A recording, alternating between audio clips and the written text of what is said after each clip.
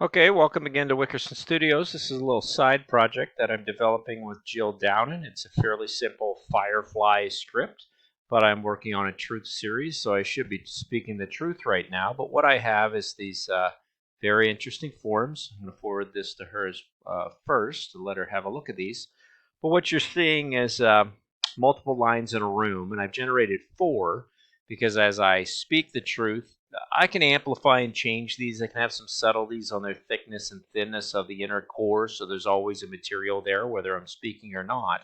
And I have a little, yeah, that's the additive value that I can add to it, and then there's an amplification that happens. And you can reset your, I'm recording every 20 milliseconds, and you can, as long as you pair that to the correct decimal of divided time, you can input as many curves as you actually want. So I put in four. What's nice with this is, well, whatever, you can play with the colors and change it whatever you want. I think the blue looks nice, and I think it's a color that she likes. A lot of data coming out. I've got 120 playing here. I have that linked on the data record. If you really want to change the shapes of these, you can go in here and play with the record limit, and you can change that from whatever. Currently, it's at 120, the record limit. And you can see the difference of that. So what I'm going to do is just bake four little objects jumping in here, grab a bake, and we'll group them all. Actually, I won't group them all. I'll just grab a bake and copy them.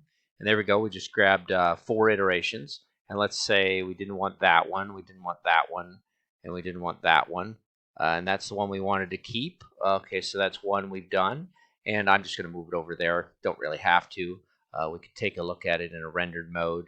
That might slow it down, the rendering. Maybe I shouldn't even bother with that. I like the rendered view. That's fine.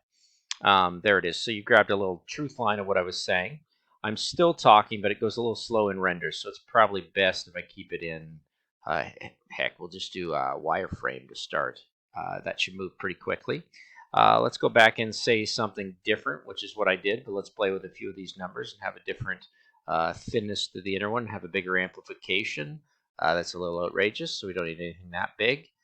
We can also go in and change our data recorder, which is nice. Let's change that back to maybe 100, so it's a little spaced out a little differently. Let's say we had somebody with a slower tone of voice. So here I am, yada, yada, yada, producing these wonderful little plate forms. We can do another bake on everything if we like. Pretty nice. We could like that one we're not going to use because we were happy with the one that was there. This one we're not going to use, and maybe we won't use that one. So I'll just grab that little bake and set that aside so I don't have trouble misreading it. And we don't really need all those lines. It's not really the most efficient thing to do, but you can see where I'm going with it, changing the width of that. Let's amplify it. Let's actually take this one pretty small, like a little tiny voice. So I'm just playing with, I could change my voice and sit here and be like, hi, I'm Mickey Mouse. But anyway, hardly speaking truth and seriousness is what Jill wants on this project. But this is, fairly playful on my end. That's going off the screen, so let me just pull this back here. Let's do a record limit. Let's take this one up to recording every 160 and see how that affects it. And there we go. You see all our little voices come in as a different geometry. And we'll grab a little bake to that. And we'll do a bake on all four. Like I said, I didn't really have to do it this way, but I did. We'll get rid of that one. We'll get rid of this one. And we'll get rid of this one. And we'll shut off our program so we don't see what's running. And actually, maybe I'll just, well, that's interesting. I lost all my lines. Anyway, I'll just put that to false for a second so we stop recording. I think it's still there recording. That's weird. Why are my lines still there? Oh, well, I'm going to just make that, take that off, enable, so there's nothing happening. We have our lines, and I left that one. I have that one. This one I thought I got rid of. I guess I baked again accidentally. Anyway, just going to erase my original lines. I probably shouldn't erase the original lines. I'd probably just put them in hidden.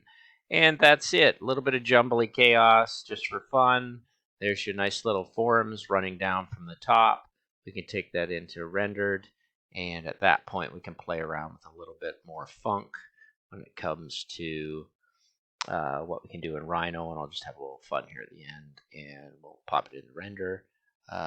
Maybe we'll grab all four screens and take a look at it from top, bottom. Zoom extends all, and there you go. You get a technical drawing, you get an ink drawing. I think we have I'll put it to artistic drawing, and we'll leave our render. There you go. not too bad. And I will just quickly in render, keep my gradient on, take off my, no, my lighting's off. Let me just go into a quick little render because I know Jill likes the aluminum. We'll grab all 4 pieces and we'll assign to objects, and there we go. We've got a little aluminum finish on there. And if you really like what's happening, I've got too many speckled spots on there. It's not really something she wants. Oh, we could also put it into the glass. Let's see how that one reads. Sign that. Let's see how that ends up going. Press enter. No, a little too transparent. Let's go into plaster, assigned objects, these guys, and we'll change our plaster color to the blue and see how that works out. Kind of a dark blue. I'll choose a color I kind of like more. No, I should probably keep it where it was. Not too bright, but there you go. A couple plaster forms hanging down from the ceiling. Not too bad. Playful and recorded and baked as if you were going to cast them after the fact. I really am kind of excited about this. Very nice. So, just for a little ending, throw it in a little turntable. Take a slow rotation through it as you see these guys. Imagine you're kind of walking through this room and having a look at what's hanging there. Anyhow, pleasure to work on it. I hope you like it, Jill. I'll send it to you right now.